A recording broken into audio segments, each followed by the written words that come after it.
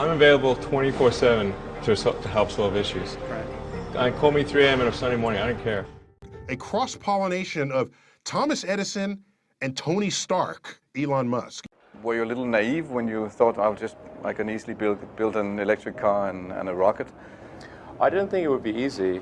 Like I said, I thought they would probably fail. But you know, like creating a company is almost like having a child. So it's sort of like, how do you say your child should not have food? So once you have the company, you have to feed it and nurse it, and take care of it, even if it ruins you. Yeah.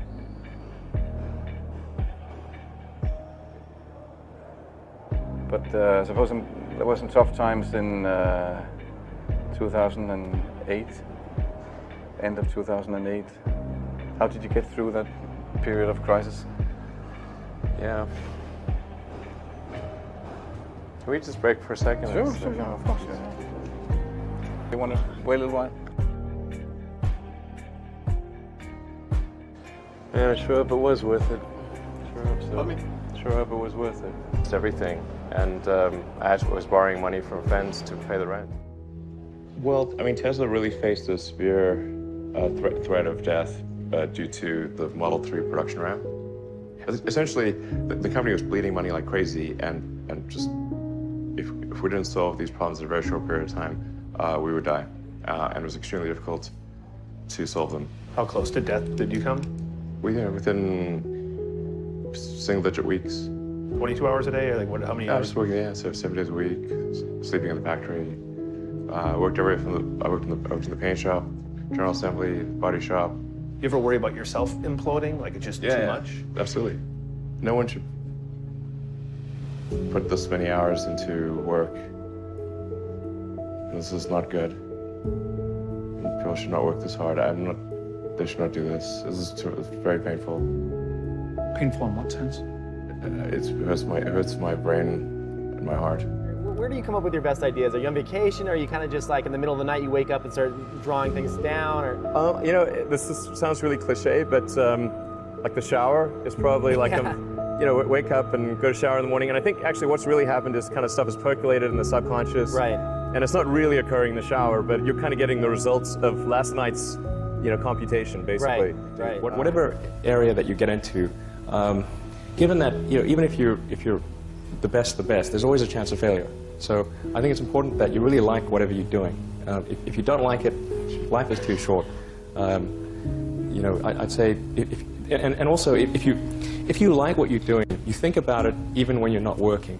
I mean, it's something that your mind is drawn to, and if you don't like it, you just really can't make it work, I think. When you had that third failure in a row, did you think, I need to pack this in? Never. Why not? I don't ever give up.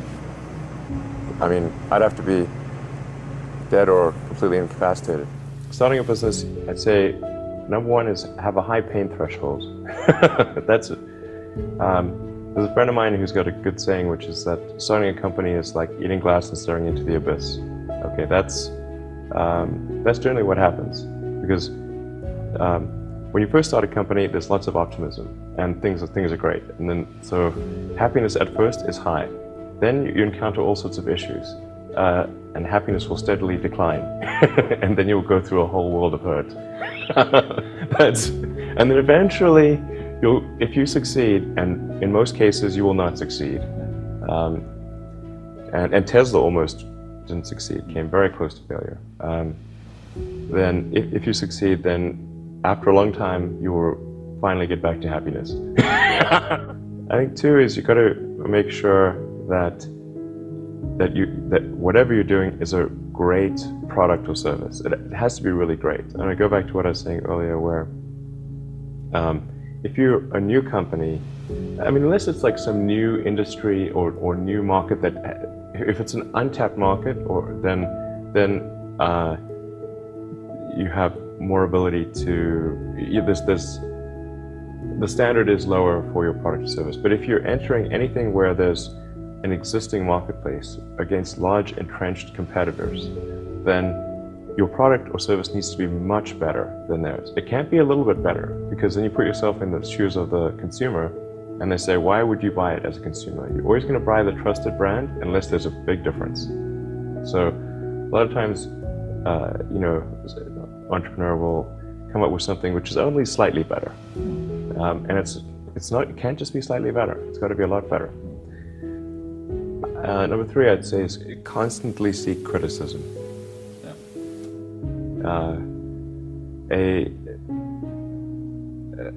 A well thought out critique of whatever you're doing is as valuable as gold.